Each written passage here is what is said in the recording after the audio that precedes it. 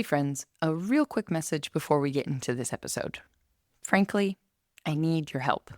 If you found any of the episodes here on the Maker's Playbook podcast to be of value in helping you figure out this crazy dream of making a living from the things we make, whether it's been pragmatic help for how to actually sell your work, or equally important, the emotional help in hearing someone else's story and realizing that you are not alone in pursuing this dream. Whatever it has been, if you think you've gotten even just $5 worth of value from listening to our episodes, would you please consider making a small contribution to sustain this show? I love bringing these stories to your headphones, and I want to keep doing it for a very long time. But in order to do so, well, we need your financial support, no matter how small. There's a link in the show notes to make a one-time donation, or if you feel you get at least $4 worth of value from almost all the episodes, there's a sustaining subscription option, which, in turn for your support, gives you access to ask your questions of our podcast guests in advance. Just like your local public radio needs a membership drive once a year, this is ours. This announcement will not stay here forever, I promise. But we're doing this membership drive without the mass-produced swag to convince you to donate, because I'm pretty sure you did not want a store-bought mug with a logo on it anyway. Thank you so much in advance. Now let's get on with this episode. When I first started this podcast, I wanted to peel back the curtain of what I was seeing online. How did it really work to spend a couple of months making a batch of work and then run a shop update, presumably sell out during that shop update, package it all up, ship it out, and start again? How many pieces were people actually making? And was that actually enough to pay themselves a livable salary? Or was something else going on that I couldn't see on Instagram? But pretty quickly after the podcast got started, back in 2021, another thread emerged that felt equally important to discuss. And that has been the myriad of ways in which you can actually make a living from the things that we make. When we're scrolling online, it might seem like the overwhelming majority of makers are doing the whole make a batch of work, have a shop update, sell it online, pack it all up, ship it all out, rinse and repeat. But in reality, you can build a business and make it work in a shockingly large number of ways. Every time I start to say anything close to a sentence that begins with the words, well, you have to, whatever it is, you have to show your face on the internet, or you have to always have something available to sell if you have an online shop, anything that you have to do, well, I can immediately think of a successful example where whatever that have to is, isn't actually true. And that, my friends, is a beautiful thing. Today's chat with Sue McLeod is one such example. A self-described failed production potter, Sue still very much makes her living from ceramics. Yet, she doesn't make her living from actually making pots. As is true with any industry out there, we often forget just how many different supporting and tangentially related subtopics in a profession there are available to us.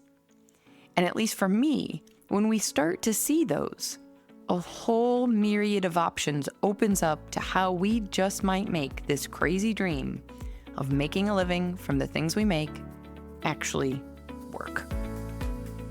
So let's dig into it right after a very brief word from our sponsor. This episode is sponsored by the community. With nearly 100 makers from all over the world, the community is where you can dive deeper into any of the topics we've started to talk about here on the podcast.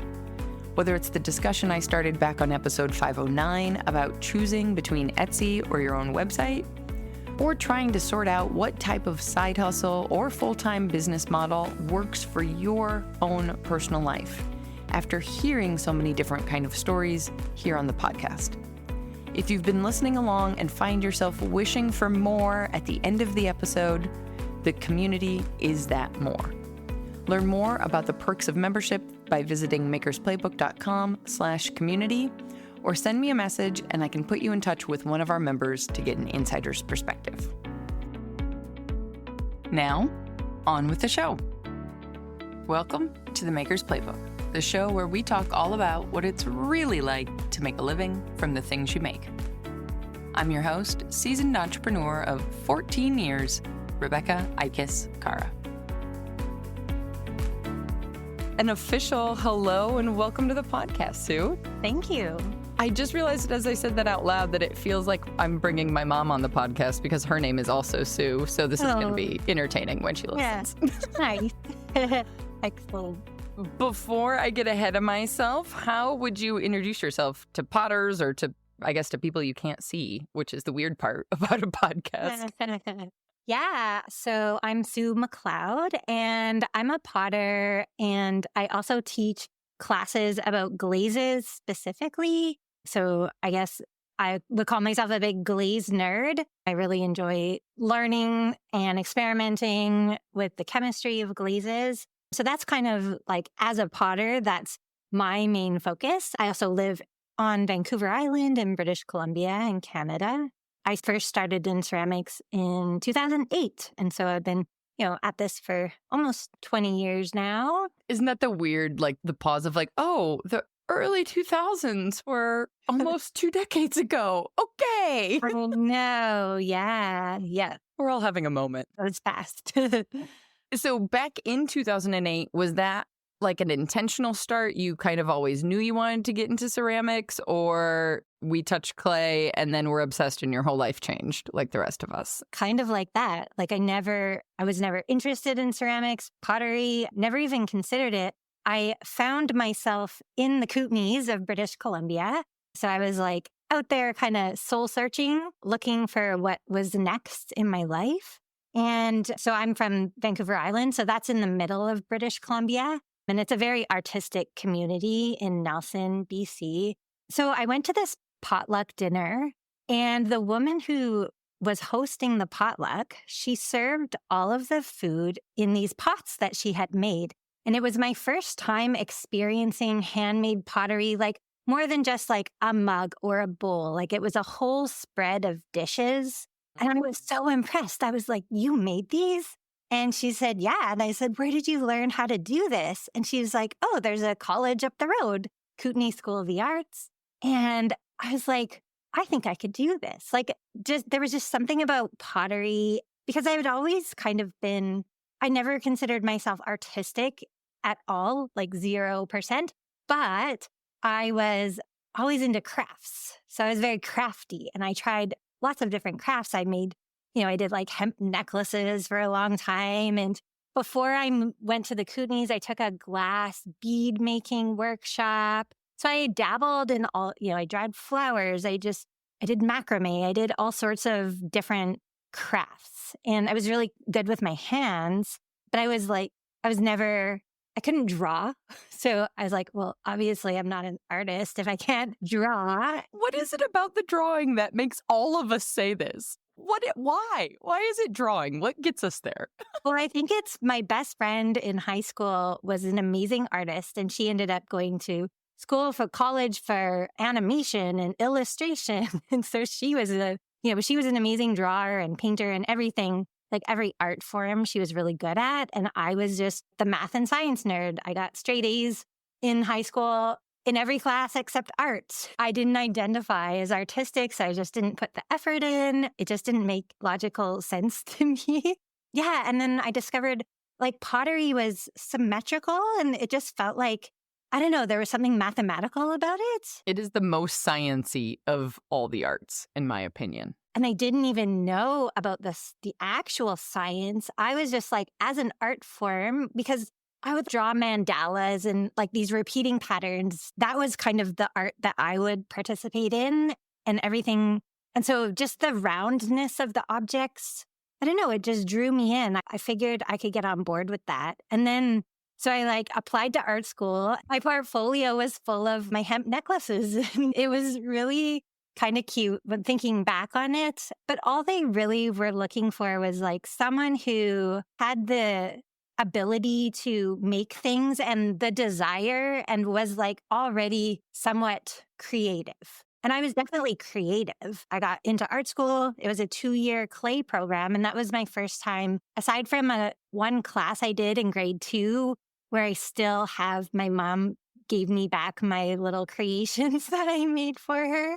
And they're now my kiln, whatever, the kiln goddess. They sit above my kilns watching over things. Yeah, it was the first time I'd ever been on the wheel and the first time I'd ever like even thought about doing clay. And then I was hooked because it was hard. And that's the thing is when something gets easy, I'll do something until it's easy and then I move on. I was like, oh, okay, I'm done with that. What's next? And pottery was hard for so long that I was like so determined to get good at it because I was in first year and then all the second years were in the other room. And all of their pots were amazing. And I was like, oh my gosh, I can't wait until I'm as good as they are. And so, yeah, it just drew me in. And then I learned, oh, like the glazes didn't come until second year, like mixing glazes. You know, we used glazes in first year and then we learned how to mix them in second year. And then it was like, whoa, there's actual science and chemistry and so then that really hooked me in even further. And it's just been on from there. I've not stopped learning. I'm always learning. And that's what I love about ceramics and pottery.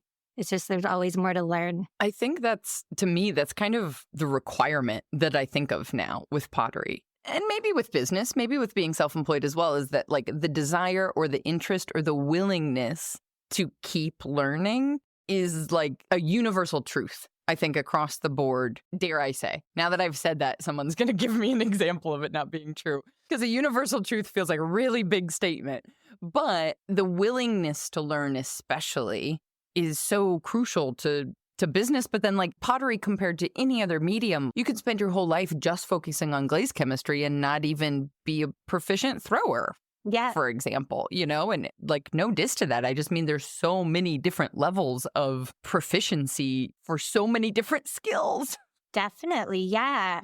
And we learned on the wheel, of course, we were all on kick wheels in first year and then we got electric wheels in second year. But we learned all hand building like pinch pots and coil building and hard slabs and soft slabs. And, so we learned all these different forms of construction so that we could just decide what we wanted to do and combine them all together. The program was amazing. Like they gave us lots of homework, unreasonable amounts of homework, right? Where we're just in the studio, from the minute it opens till the minute they kick us out at the end of the day, just trying to get all this work done. And we're failing, right? Like we're potters. So we're failing all the time and we're like making something and then we destroy it. And then it's like, we have to start over. And, it was kind of stressful, but I think that's the point of art school is to kind of like push you to your limits and beyond to see what you're capable of. Cause you don't grow if you're just comfortable all the time. So they really kind of test. Yeah. So much practice, like so much repetition and practice. It just really worked to develop all the skills needed to kind of go off and on my own and be a potter. That's a really interesting point about pushing, like intentionally making it hard to kind of push you to fail in a way, because that's like, as humans, we don't really want to put ourselves in that position. And that's the thing I noticed, being in a community studio or anything, it's kind of like, it's really easy to stay in the comfort zone because your time is limited. You want something to come out of that time. And so the notion of like not firing something, cutting stuff in half or pushing the clay until it does fail so you know how far you can take it. All of these things that like people say, yeah. It's like, but I'm only here for 4 hours on Sunday and I really want a bowl for whatever, Yeah. One of the best assignments that I ever got in my life, I think, so it was the first semester of second year. And so our first assignment, first week back to school was like, okay, you have to make, I don't know how many mugs, like 20 mugs. They all had to be different and you can't keep any of them. And so at least they told you ahead of time.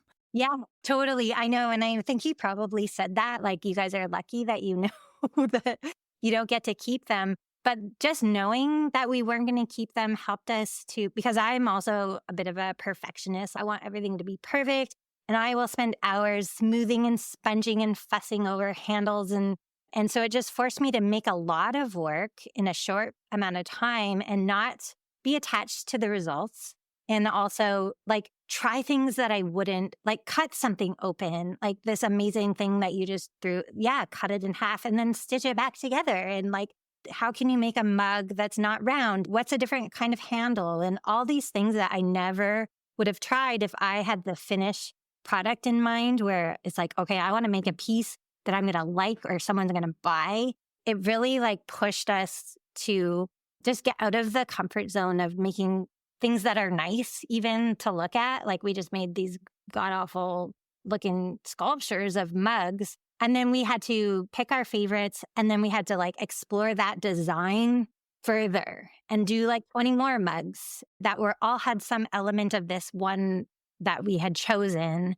And then it was teapots, and we had to do like 6 teapots and then 6 more teapots and 6 more teapots. And it was a lot, but it was so valuable for me, especially to know, to not keep, I took pictures of them, but just to know that I wasn't going to keep these things, because it allowed me to just let go of all that perfectionism and all of that, like needing something to be a certain way, that it's so easy to like fall into that and just be trapped by, oh, it's gotta be perfect. Cause that's how I worked very much. Yeah. And then it helped me to change my style. I went from everything needs to be smooth and perfect and you can't see the joins to like very kind of wonky, things are lopsided and with like throwing lines in them and undulating rims. And it just helped me like break out of this kind of mold I had put myself in, so to speak. And just, yeah, let loose a little bit and be more creative. And yeah, it was great.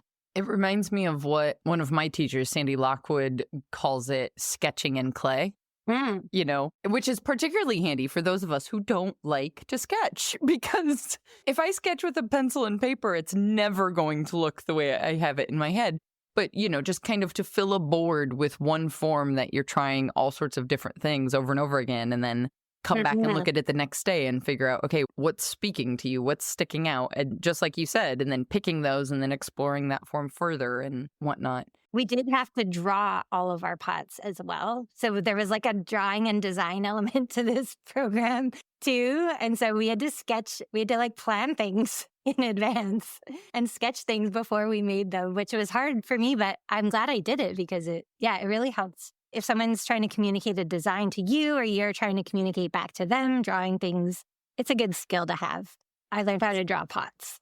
It's envious. I still can't draw pots. I remember a class in college. We had to take a drawing class, and I happened to be in it. I think all of us just put it off as long as possible. And so there was like 3 other photographers in the class with me, and we all just like sat in a corner and whined the whole time. And we're just like, give us back our cameras.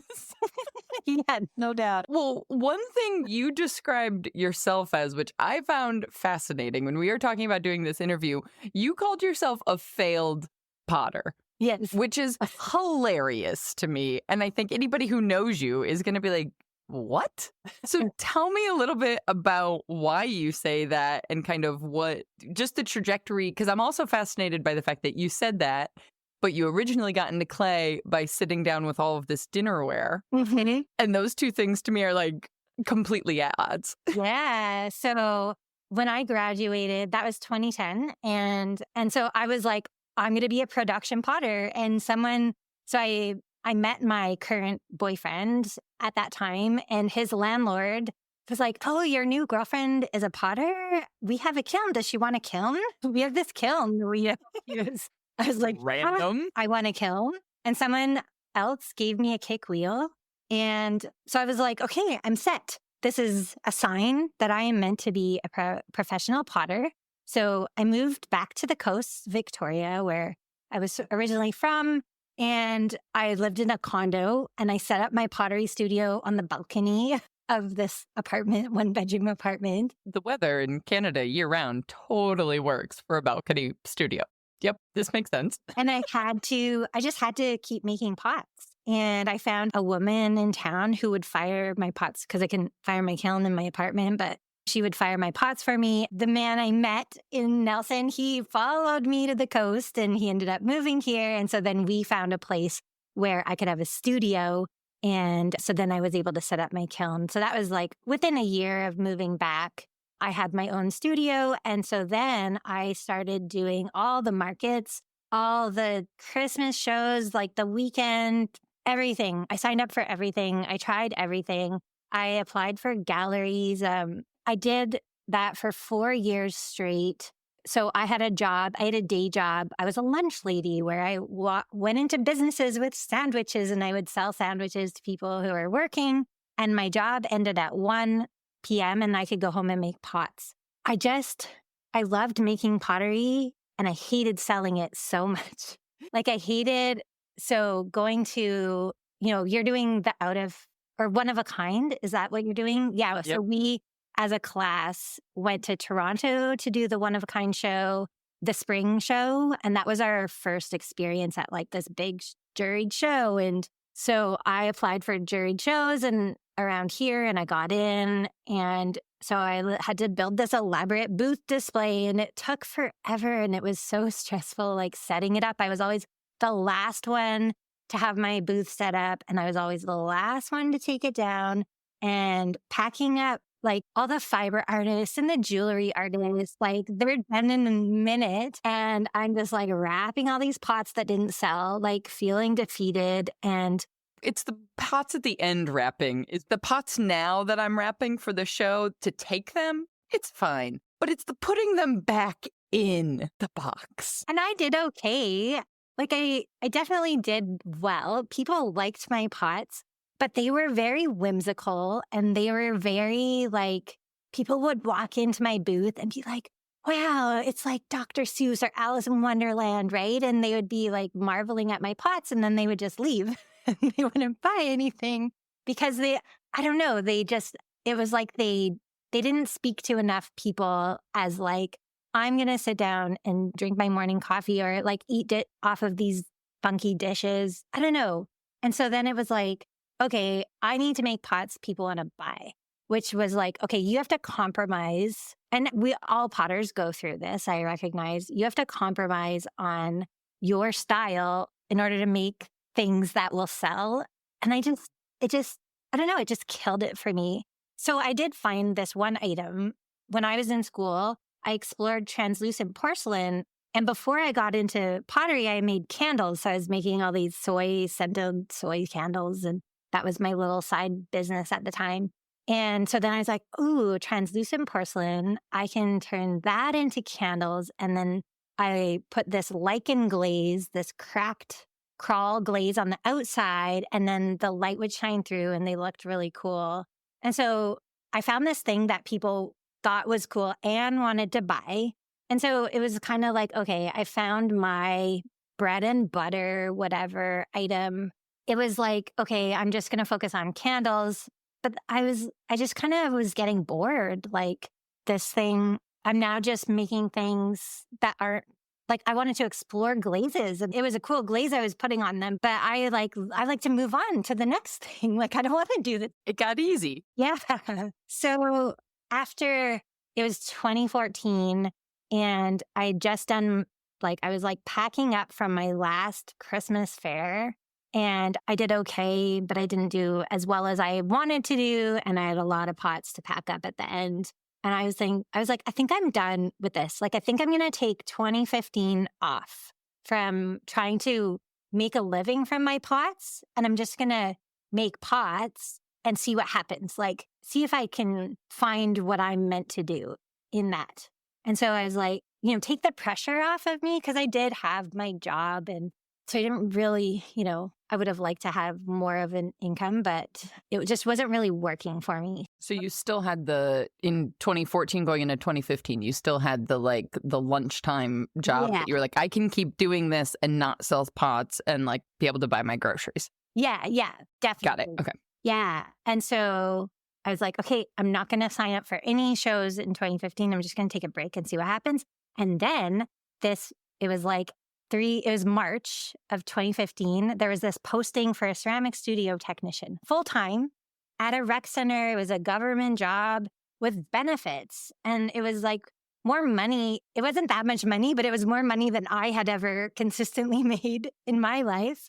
I was like, is this what I'm meant to do? I think so. This is the perfect job for me. And when I was at KSA, I was the studio assistant, which meant like I took inventory of the glaze materials and I fired all the kilns and I made sure all the kiln shelves were free of glaze and I, made sure all the glazes were topped up. And so it was this perfect job for me to be like firing the kilns and fixing the kilns and mixing the glazes and recycling the clay. And so I applied for this job and I was so nervous because it felt I never felt that like it felt corporate, like it was this corporate job. And I had always just like, I was a lunch lady and a potter. I don't know. I'd always been an entrepreneur and I always just kind of made a living somehow. And The idea of having to write a cover letter is probably one of the biggest reasons. Like it's probably been one of the biggest deterrents that when business has gotten hard, like being self-employed has gotten really hard, not just like your average day hard, but like the moments where you're going,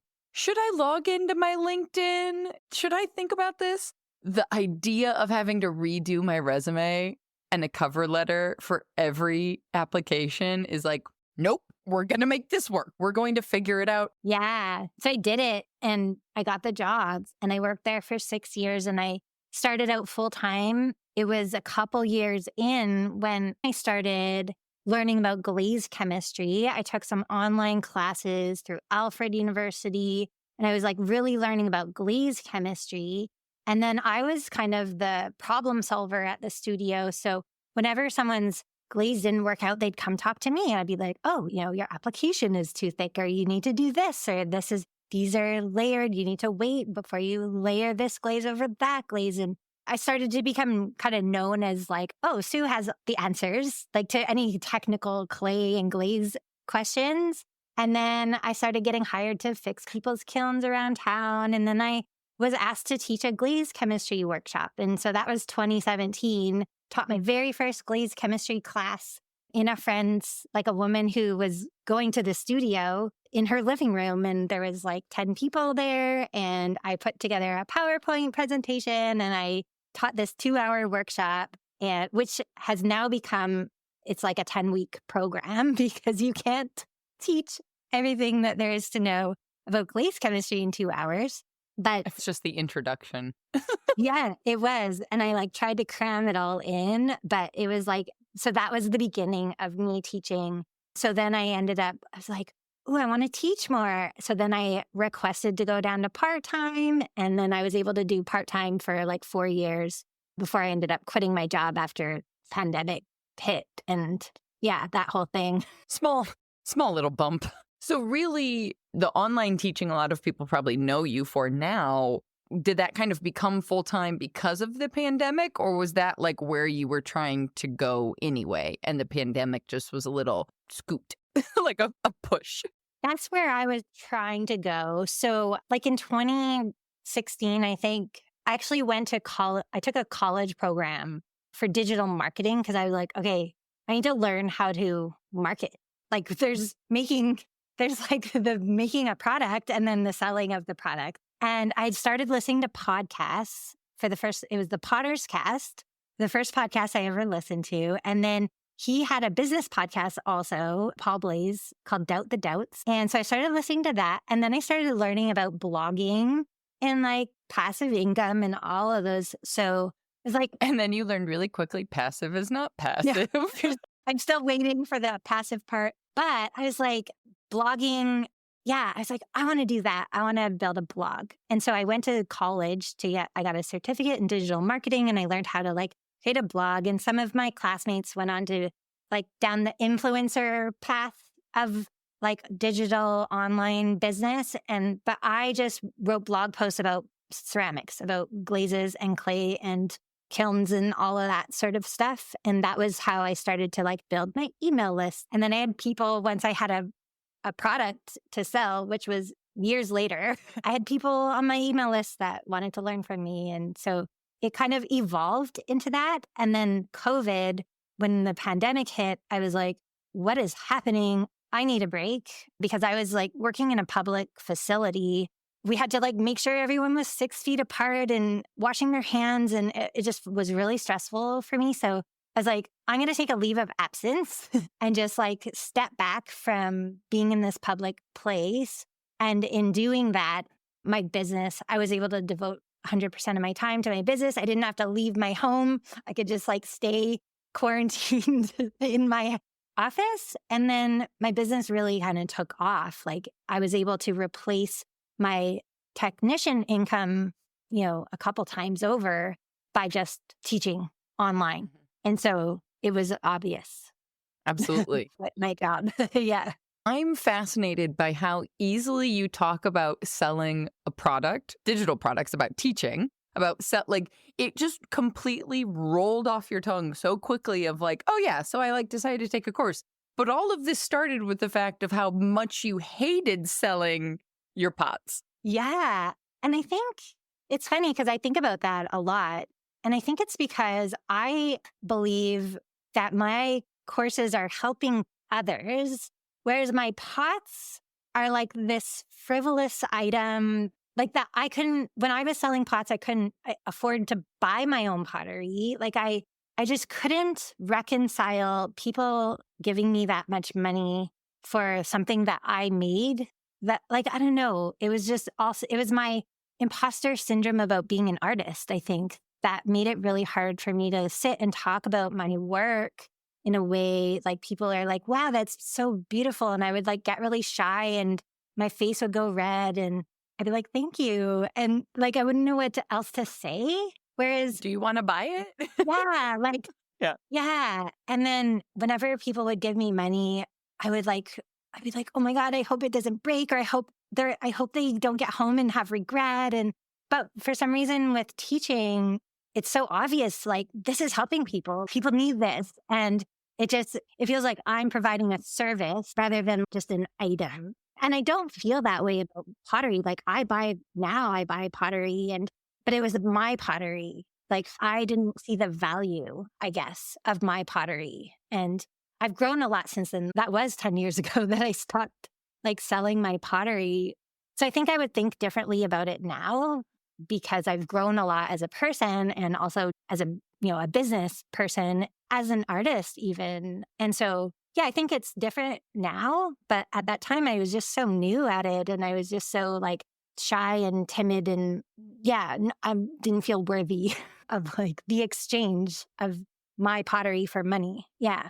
We were having this conversation in the community recently because somebody who has just quit her full-time job and started selling her pots full-time was saying like, man, this feels like it's more like self-development, or I don't remember the exact phrase she used, but like I have to sort out my own brain more than just learning sales psychology and marketing and all of this. And I was like, that is absolutely 100% my truth as well. And I think anybody who's been trying to do this for a while, like it does, trying to sell what you make shines a light on whatever gunk is going on in your brain. Absolutely. Yes. All those thoughts, you have to work through all of that. And I still go through it. I don't know. I wake up with so much anxiety, like just every day I have to kind of be like, okay, everything's fine.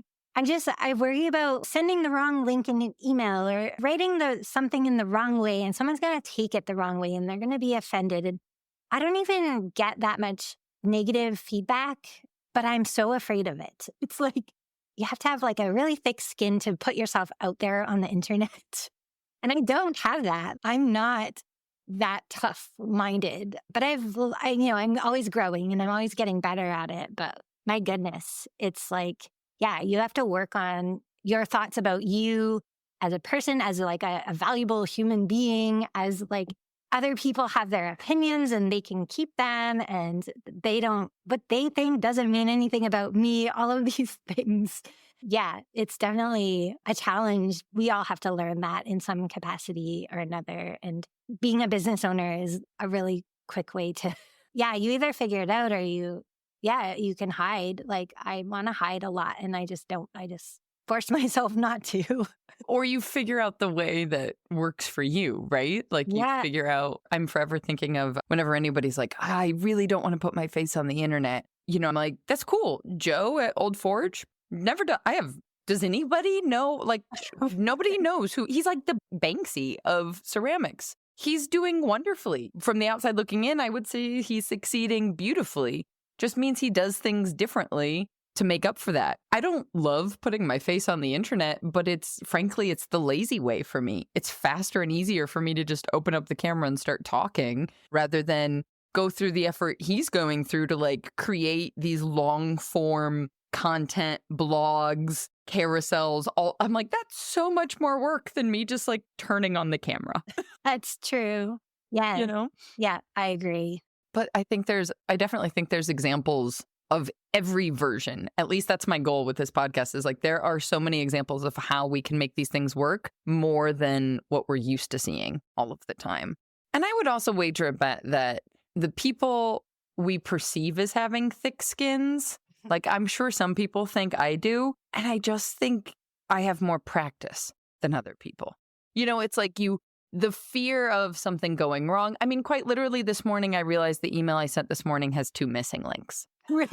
But I've also done it before now to where it's like, well, I'm human. Everybody knows I'm human. This is a reminder I'm human. Yep. And I'll send out a correction in a little bit after we get off this call. But it's also realizing like once something does go wrong, that like the sky did not fall. And so it's like, it's still nerve-wracking. Don't get me wrong. I'm still, anxious about plenty of things. If Francesco could hear me now, he would be laughing. Absolutely, she is.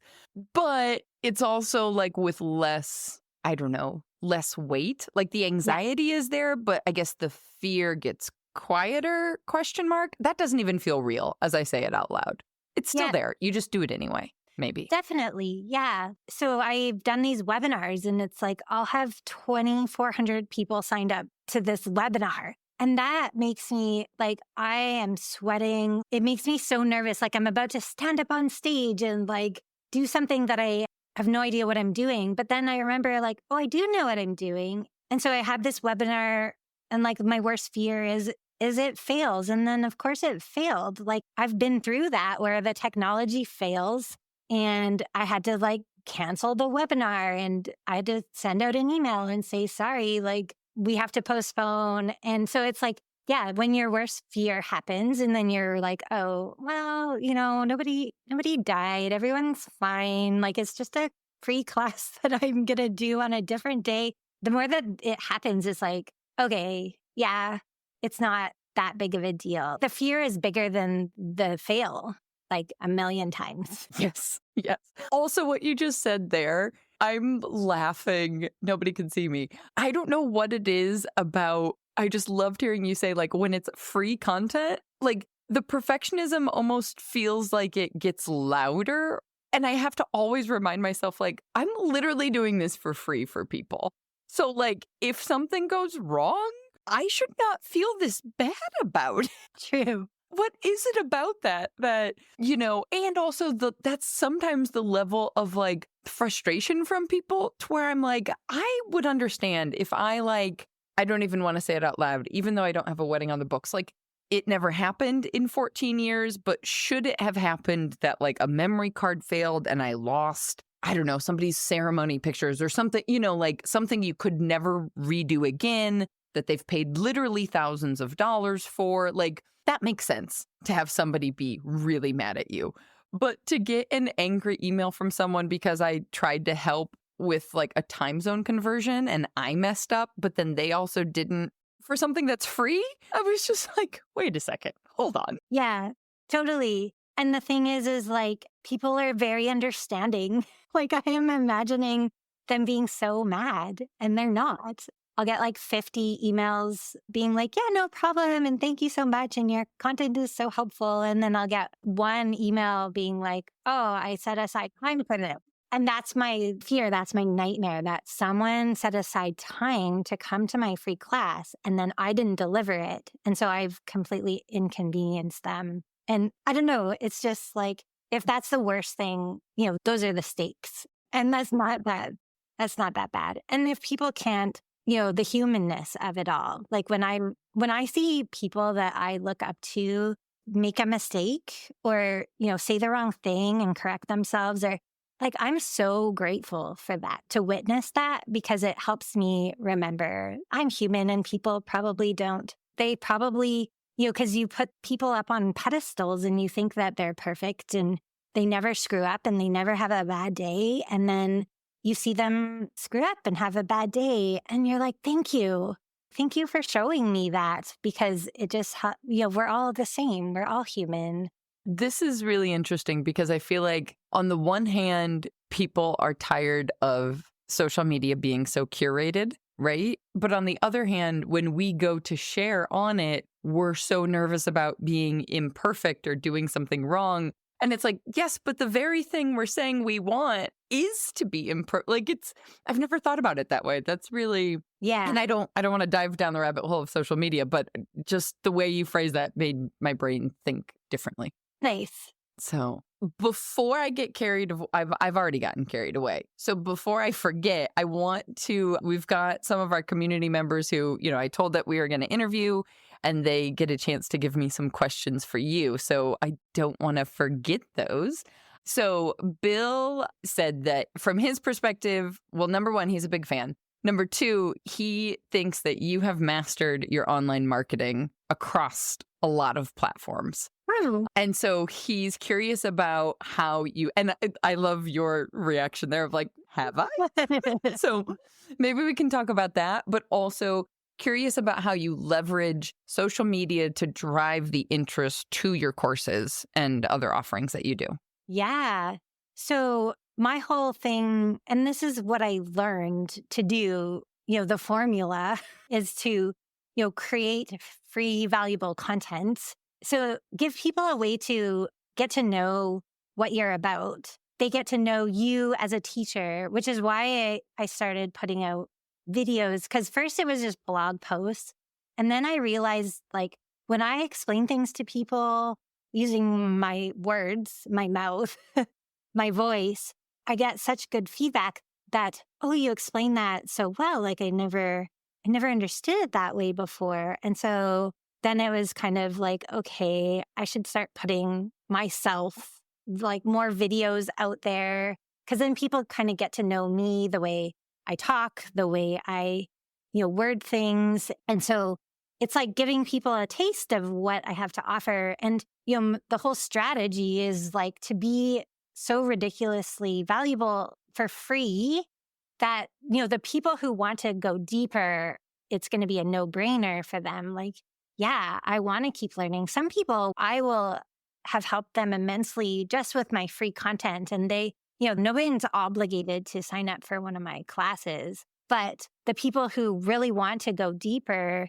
it's like they already, and you as a podcaster, you get to know people when you listen to their podcasts over and over. You feel like this connection to them. And so I just try to, I'll do a free class that helps to sell the paid class. And I try to make the free class so valuable that someone could walk away and not take the paid class and still feel like they really learned something, like it was worth their time, because I'm so afraid of like wasting people's time.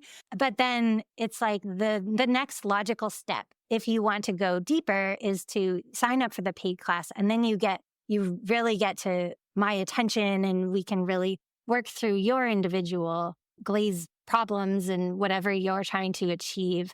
That's how we can work more closely together, as if you take one of my classes. This is not a community question, but one that of my own, selfishly, that just came up as you were talking about that, because that's very much my approach too. I think we both came up during the time of blogging, and content marketing is what we're talking about. So if somebody wants a Googleable term, it's content marketing. And the hard part sometimes is like knowing where the boundaries are for myself, right? Because if I could find a rich uncle that I could pay the mortgage and the groceries with, I would rather just give it all away. But, capitalism. So I can't do that. And so sometimes it's really tricky to figure out what is that boundary of like answering one-on-one questions in DMs or emails or whatever it is with something that was free content versus being like, hey, like where, having to have that awkward moment of like, we've actually crossed the line into what should be paid time or resources or what, it's such an awkward, and I think social media continues to make that awkward because we're all getting so used to the amount of free content we have access to, which is incredible, but also a little tricky for those of us making the free content. Yeah. It was really challenging for me because as more people would discover my free content, yeah, I got lots of emails and I answered all of them for a long, long time. And then it was like, this is unsustainable. And so in 2017, when I taught my first glaze workshop, I also created a Facebook group called Understanding Glazes with Sue. And that group now has like over 30,000 members. And it runs itself now. It started as me answering every question that was posted in there. But then as the group grew, more knowledgeable people with different expertise and different experience would join the group and they would answer the questions. And so now, I'm in there every day, just making sure everyone's behaving themselves and that people are getting good information. But I don't have to really answer questions because everyone's question gets answered. I just kind of make sure that people's questions are getting answered. But so when people email me, I do have an assistant, Laura, who answers my emails, it's helpful. Glorious goals. It's very helpful because I feel very bad when I can't reply to every email. But when I get multiple emails a day asking like, oh, what would you do about this glaze? And I have this problem and what should I do? It's easier for her to say, hey, you should post to the Facebook group or, deflect. If you want Sue's personal help, you can take one of her classes and that's the best way to get her attention. Or there's this free resource that's super valuable and you can go post there and your question will get answered there. So there's options, for where people can go get help, but I don't have to be personally answering all of their questions. If someone's in one of my programs, I'll answer every question that someone asks while they're in one of my programs. And that's really important to me that everyone gets the personal attention that they need and that they get to a place where they understand what I'm teaching them before our time together is up. I do spend the time like answering all the personal questions for my paying students. But yeah, until, for the people who are responding to a blog post or some free content, then yeah, having the Facebook group is a good way for them to still get help and just be like, sorry, I only help people who are paying me. Like, that doesn't feel great to me. Exactly. But it's also the reality of like, I only have so much time in a day. And so I have to have boundaries. And so at least there's a place, like a resource that I've created where they can get help or they can come and join a program and they can have all of my attention. I love the idea of a group like that. It's definitely something I'm seeing happen in our photo courses and community where like, it's also not only because, okay, it takes a little work off our shoulders, but even better, the power of group think is so like, you don't want only me brainstorming solutions. There are a myriad of solutions. Yeah. So what happens when you get the opinion of 5 people who have radically different life experiences I do, who maybe live in a different part of the world, who, all of these different things, then to me, that's such a more powerful route of brainstorming, of education, of so many different things that is really hard to describe. I don't have like a little buzzword to be able to talk about when it comes to something like the community to say like group think. Like, well, what the heck does group think, mate? Like what does this? But it's so much more powerful than me answering emails one-on-one because then you're just getting me and that's a limited, bias and all sorts of stuff that comes into play. For sure. Yeah. And me being like a Canadian potter, I don't know where someone who lives in New Jersey should go and buy their ceramic materials. But if they post in my group, they're going to get people who live over there because I only have my personal experience and I'm able to solve problems and come up with like possible solutions. But unless I've experienced the exact problem someone's having, I'm just guessing. And so if they post to the Facebook group, I mean, there's a drawback to that as well, is like, okay, you post to a Facebook group and then you get like 6 contradictory answers. But that's what's going to happen because in ceramics, everything depends on something else. Like it's not black and white. There are 6 answers to most questions, and neither of them are correct and neither of them are wrong. And they all could be right in some context. And so that can be a little overwhelming if you're just starting out and you post a question and then you get all these random answers and you don't know who you should listen to. So that's another, valuable, like, if people join my class, it means, that they trust me to give them the best answer that I have, and then they can take my advice or not. But you have to realize that there isn't just one way of doing things. And sometimes the answer is you have to test, and people don't like that. They want the answer before they test. But being potters, we know like anything can happen in the kiln. And so the only way to know for sure is to open the kiln and see what happened. This is where I need an audio clip from Rose that says, test, test, test. Like I could just hear her. I've never even taken one of the classes, but I can hear her voice from the podcast. Like, yep.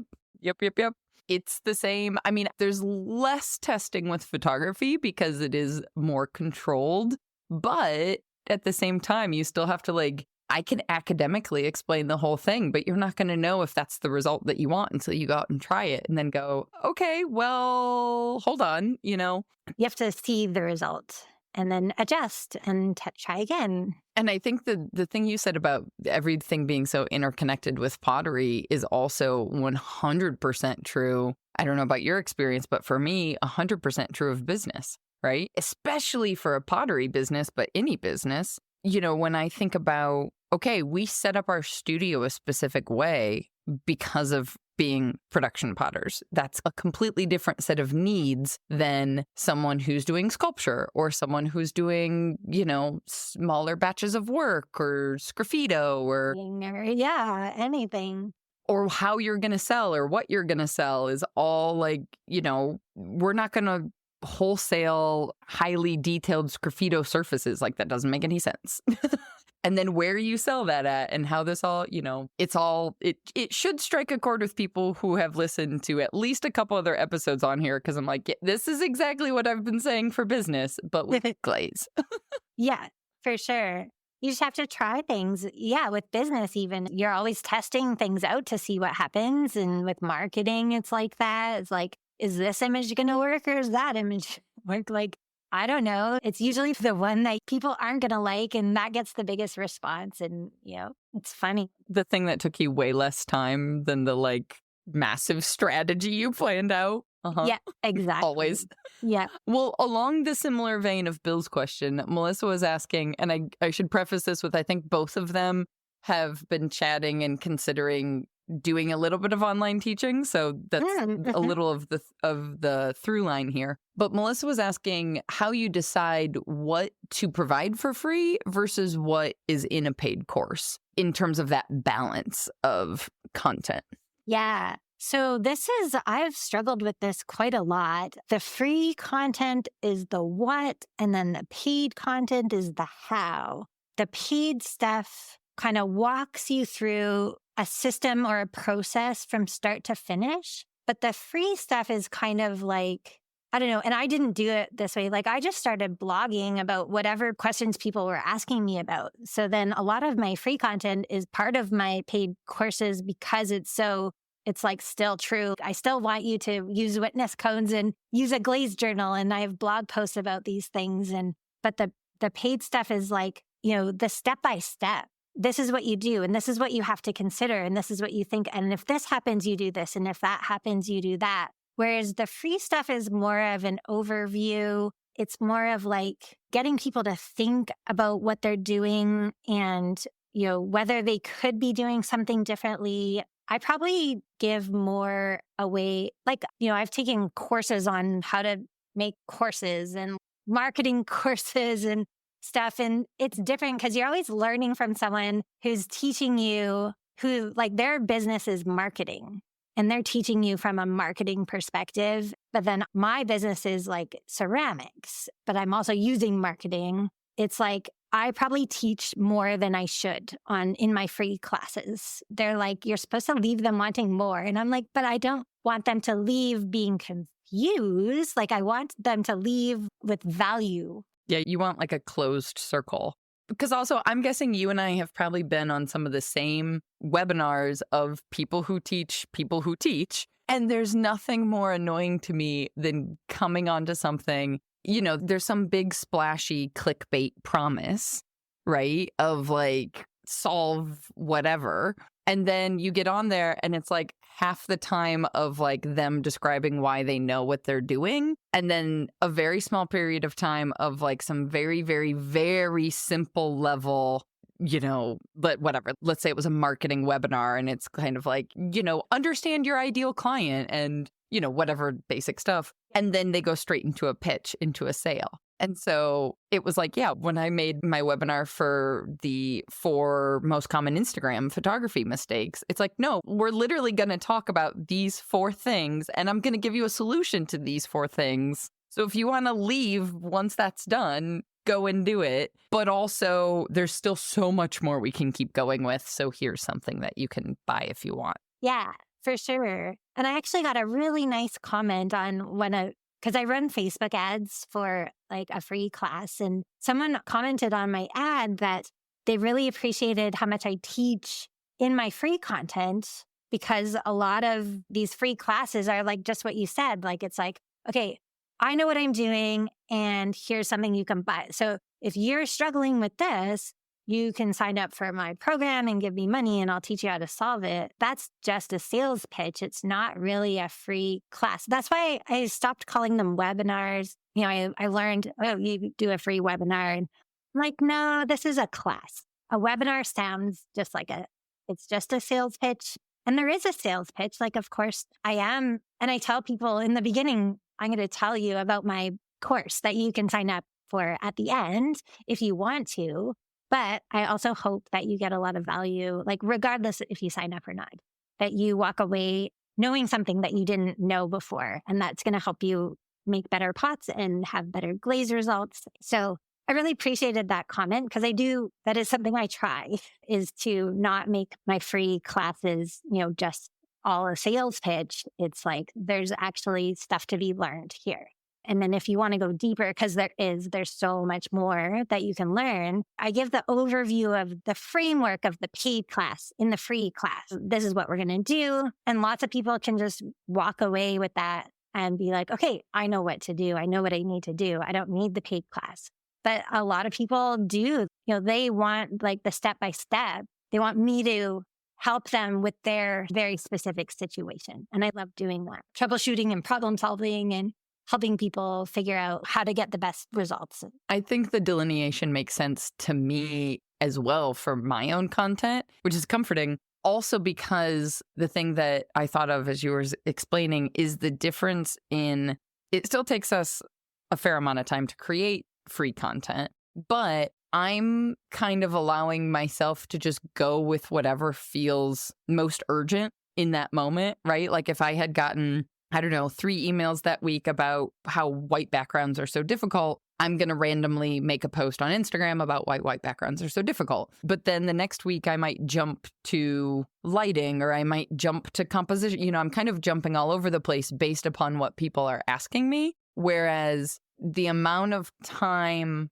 I think we both put into a paid course in terms of making sure the order of things makes sense, but also like literally will guide someone right along. The most exciting thing for me with the very first time I did the photography styling course was to see people ask a question at the end of one module, which I knew we were coming to the second. I was like, yes, like your brain is thinking in the same order that I thought. I was like, okay, the 9 months I spent thinking about this, making sure like moving Post-it notes around to organize which lesson comes after which, like it worked. Yes. And that's a huge difference between trying to like piece together one reel to one blog post, one whatever, and like make it all make sense. Yeah, definitely. Yeah, I love that too. Because my Art of Glaze Chemistry course is 8 modules. And so I'll I'll always get these questions like in module 4, and it's like, oh,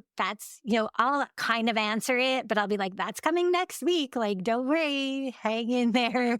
Yes, we're exactly where I need you to be right now. Yeah, definitely. Oh, things that nobody knows is so satisfying for online educators. Like, I feel like we should have like a, I don't know, nerdy podcast or group text or something that's like, these are the things that are exciting. It's so much fun to see people's aha moments and like, we're like living for all of that, really. Definitely. Yeah, it's awesome. Well, speaking of, I do want to make a point of, and I didn't pull up your website as we're talking, so I'm going to just let you tell everybody what it is. We just like jumped straight past, actually. We've alluded to the fact that you teach glazes online, but what are you teaching? What's happening? Where should people come and get all of this education from you? For sure. Yeah. So my website is SueMcLeodCeramics.com. McLeod is spelled McLeod. That can be a tricky one. On my website, I have a blog with lots of free information about all things clay and glazes. And there's a couple free classes on there. So if you go to just SueMcLeodCeramics.com, you'll see all of my classes that are currently available. So there's 2 free classes that, again, are, you're going to learn in the free class, but they are also an introduction to one of my paid programs. And so one of them is about everything you need to know for people who want to start mixing their own glazes from scratch. So that's one class that I teach. It's called Glaze Mixing Essentials. And it's for people who are like ready to make the jump from commercial glazes to mixing their own. So I'll walk you through all the steps of mixing the glaze, weighing out the materials. And then we do a color run at the end. So you take a base glaze and you can test it with multiple colorants. And so you end up with, this rainbow of compatible glazes because they're all made from the same base glaze. And then you also start to learn about glaze testing, which is if you are mixing your own glazes, it's a big component of that. You never want to just mix a big batch of glaze without testing it first. So there's that. I teach a class called Mastering Glaze Consistency, and that's about how all of the things that contribute to the way your pots come out of the kiln. So it's like consistency, like most potters that are struggling with their glazes, a lot of the times it's like, okay, I finally figured out, I finally had a kiln opening where I'm really happy with what I produced. And then you go to try to do it again, and then it comes out completely different the next time. And so there's reasons for that. And so I teach you everything that you kind of need to pay attention to, and also about the application process and how the application thickness will affect the way your glazes look. So you can have the same glaze applied thinly, applied thickly, fired to different temperatures, different cooling cycles. You can get a different result from the same glaze depending on all these conditions. And so I just give you a system for making sure that your glazes always have the same water content and viscosity. We talk about flocculation, and it's the science of the glazes in the bucket is what I like to say, because there's the chemistry that goes in the kiln, but there's a lot of science before you even get your to the glazing process. And so that's what that course is about. It's about how to get the best glaze results with the glazes you already have without having to find new glazes, and then how to repeat those results from firing to firing. So that one's called Mastering Glaze Consistency. And the intro free class to that class is called Strategic Glazing. And so it's all about just being a little more strategic, good record keeping, making sure that you're using witness cones and that you're paying attention to what you're doing. It's not just about I held my piece in for 2 seconds or 3 seconds or 5 seconds. There's so much more to it. And so just giving you a system that you can follow every time to get really good, glaze results. And then the final class that I teach, that's only available as a live, because these first 2 classes, you can take them as a self-study class. That was my next question. Yeah. But then the art of glaze chemistry, that's the 10-week program. I'm just wrapping that up. This week is the last week of the fall session, but I run that class every spring and fall. And that's currently not available to take independently. I just haven't really logistically figured that one out because I do a lot of question answering in that class. It's a lot of time that I put into making sure everyone understands because that class is about the chemistry, like the moles and the molecules and behind the melting temperature of your glazes and the surface quality. Is it matte versus glossy? And is it going to be durable? And how do we fix crazing? And all of these, all of that stuff that happens in the kiln, that's what the art of glaze chemistry is about.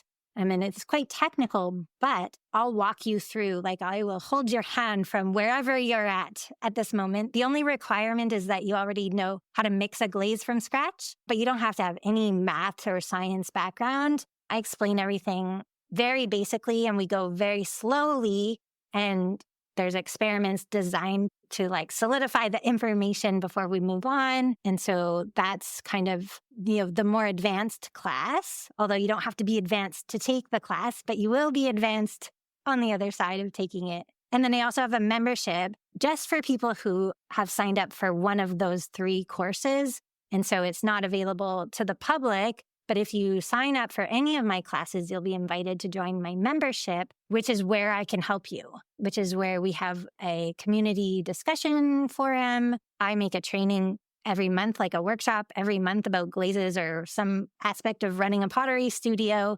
I have a lot of experience being a technician for 6 years. And so we talk about kiln maintenance and clay recycling and all sorts of things. And then we do 2 Zoom calls every month. And so that's how you can, get support from me ongoing, like after the course has completed. That's awesome.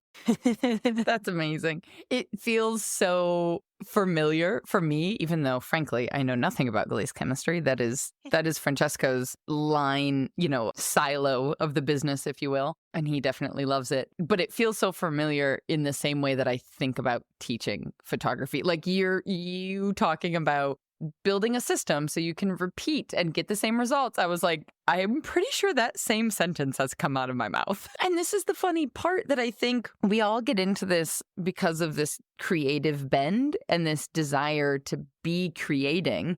And yet the reality of so much of it is kind of boring systems. Spoiler. Yes, but those systems allow you to be more creative and be better at creating when you apply these systems. You have 2 choices. You can fail your way to the result that you want, or you can slow down and use a system and develop a system that's going to work for you.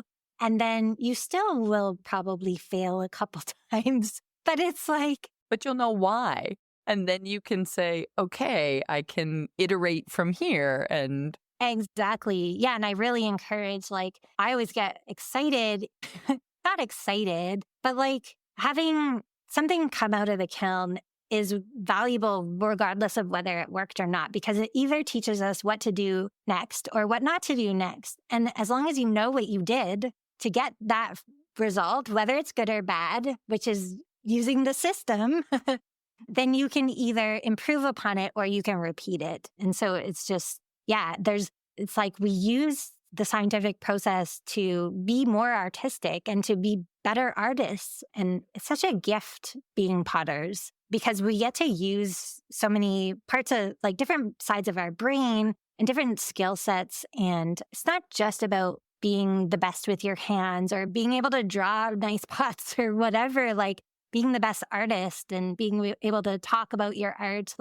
These are all things we can pull together. But there is some math and there is some science. And if you're averse to math and science, there are softwares that do all of those calculations for you, but they do help you to be better artists. So that's what I love. I had to laugh one time when I had a student who was saying, she had worked the whole system and program that we had done with photos. And then she was saying, are they going to be boring because they're going to be the same? If they're the same all the time, then does that just look boring in terms of social media, Instagram, portfolio, whatever? And I was like, That's the goal. Like, I'm pretty sure when we started, we were saying we don't want to expend a lot of mental energy on photography. We want it to be quick and easy and not have to think about it. So if you're telling me that it's boring now, that's basically the greatest testimonial.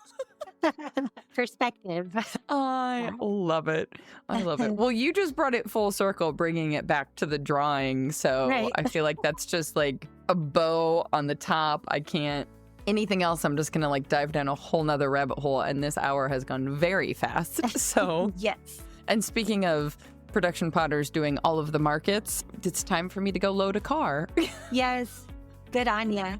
We've got 13 boxes of pots to fit into a not exceedingly big car, but I guess by American standards, not that big. By US standards, or like, worldwide standards, it's still like a small SUV or something. Yeah. I used to drive a Volkswagen van when I was a production potter. So luckily I could fit everything in very nicely. That's a dream. We would love. Yeah. We would love a van. But there's definitely a photograph of my Volkswagen van on the back of a flatbed tow truck getting towed to the Philberg Festival.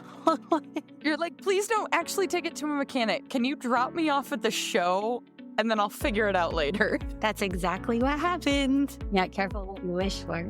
I was going to say, knock on wood. We'll see. Awesome. Thank you so much for your time. We told everybody the website, but I will also link it in the show notes so they can come check out everything you're doing. Awesome. Thank you so much. That was so fun. Now, I love the fact that Sue thinks about even the making and the glazing side of ceramics as needing a system. And in case you missed it there at the end, I'm going to repeat it now. While so many of us get into making and dreaming of maybe creating a small side hustle or a small business to be creative, at the end of the day, a lot of the key aspects about creating a successful small business are actually repetitive and boring. There's tons of iteration, which often isn't what the dream looked like from the outside thinking about it. But equally often, sticking with something through that repetition and the boring iteration is where the magic actually lies. It's what's actually happening behind the scenes before your favorite internet artist posted some stunning new work that has you gasping in awe. And speaking of systems, I am finally getting ready to launch another cohort of the Maker's Photography Styling System. Now, don't worry, it's not coming until the new year. So if you're listening to this in real time, top off that mug of hot chocolate and enjoy what I hope is at least 1 week, if not 2, of sleeping in and a lot of much needed rejuvenation. But if you've already got Take Better Photos on the 2025 wish list, boy, does saying 2025 sound weird. If that's on your list for next year, then be sure to pop over to makersplaybook.com/waitlist and add your email. The makers on our waitlist get early access to join courses before they open to the public. And as always, seats for the Maker's Photography Styling System are limited because I am always super hands-on with the teaching. My own wish list for 2025 is already really long and full of a lot of photo tip resources that frankly have been sitting on this wish list for an embarrassingly long amount of time. Over the last 3, nearly 4 years now, all things with the Maker's Playbook has felt like it keeps taking longer than I really wanted it to. Because, realistically speaking, I kept getting sidetracked with photography client work that had to be prioritized because, frankly, it paid the bills. And if this is your first podcast episode, then I have some news for you that you maybe have not parsed out of the last few comments of the last few episodes. I have officially stepped away from the wedding photography side of things, which means I can finally get to fully focus on bringing you this long list of amazing resources for taking better photos of your work faster, as well as heaps of the hard-earned business lessons I've learned over the last 14 years. That's the exciting side. The less exciting, anxiety-inducing, wakes me up at 4:30 in the morning side of this decision is that I effectively just closed the doors on what was basically more or less 70 to 80% of our household income. Insert nervous laughter here. So, all this being said, I need your help now more than ever. The next 6 months are the make it or break it, sink or swim time for the Maker's Playbook. If you've loved listening to this podcast and you feel like you've gotten even $5 worth of value from listening to any of our episodes, would you please consider making a small contribution to sustain the show? I love bringing these stories to your headphones, and I hate asking for money, frankly. But I want to keep doing this for as long as possible. And in order to do so, right now, we need your financial support to make that happen, no matter how small. There's a link in the show notes that says, "Love this podcast? Support an episode." Click here to learn more. When you visit that link, you will see there's an option for a one-time donation, or if you feel that you get, on average, $4 worth of value from almost every episode, there's a sustaining subscription option, which is $12 a month, and that gives you access to ask your own questions of our podcast guests. Thank you so much in advance. Audio post-production of this podcast is made possible by help from Christy Kotzfan, with promotional material assistance from Queenie Maliki. The Maker's Playbook podcast is recorded on the original homelands of the Potawatomi, Ho-Chunk, and Menominee people, where the people of Wisconsin's sovereign Anishinaabe, Ho-Chunk, Menominee, Oneida, and Mohican nations remain present. Until next time, my friends, go get back to making your dreams a reality. Because together, we've got this.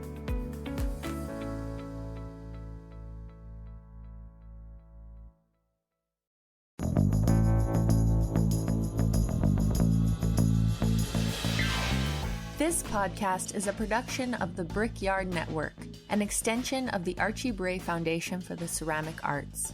To find out more about our lineup of ceramic podcasts, visit brickyardnetwork.org.